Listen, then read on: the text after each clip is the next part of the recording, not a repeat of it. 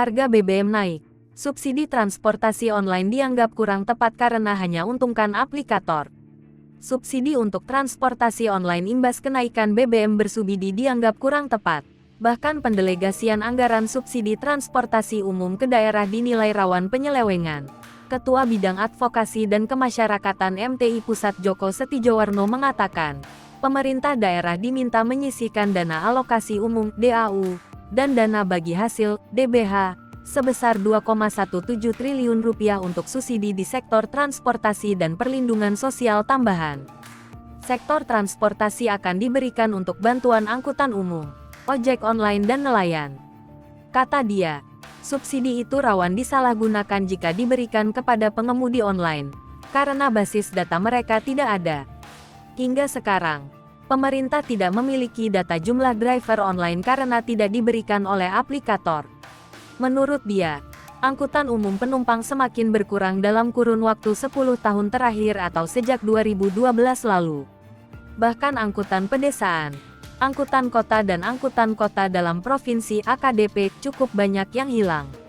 Selain itu, banyak kota sudah tidak memiliki angkutan perkotaan, karena tergerus dengan sepeda motor. Risikonya angka kecelakaan makin bertambah dan konsumsi BBM juga pasti bertambah.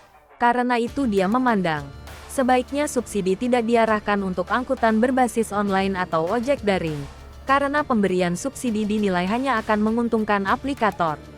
Sementara pengemudi ojek online sebagai mitra tidak akan merasakan peningkatan pendapatannya karena tergerus oleh potongan-potongan fasilitas aplikasi yang sangat besar. Kata dia, kenaikan harga BBM sesungguhnya peluang bagi pemerintah untuk menata angkutan umum, baik penumpang maupun barang. Sebaiknya harga BBM bersubsidi untuk angkutan umum yang berbadan hukum tidak perlu naik. Hal itu dilakukan dalam upaya untuk mempercepat seluruh angkutan umum berbadan hukum. Selama ini cukup banyak angkutan umum tidak berbadan hukum, baik penumpang maupun barang. Seperti diketahui, pemerintah Indonesia menaikkan harga BBM bersubsidi pada Sabtu, tanggal 3 September tahun 2022. Harga Pertalite naik dari sebelumnya Rp7.650 per liter menjadi Rp10.000 per liter, naik sekitar 31%. Kemudian harga solar subsidi naik dari Rp5.150 menjadi Rp6.800, naik sekitar 32%. Adapun harga Pertamax non-subsidi dari Rp12.500 per liter menjadi Rp14.500 per liter, naik sekitar 16%. Hai pemirsa Sri Popo TV, jangan lupa komen, like, dan subscribe, serta tonton terus berita-berita terupdate lainnya ya.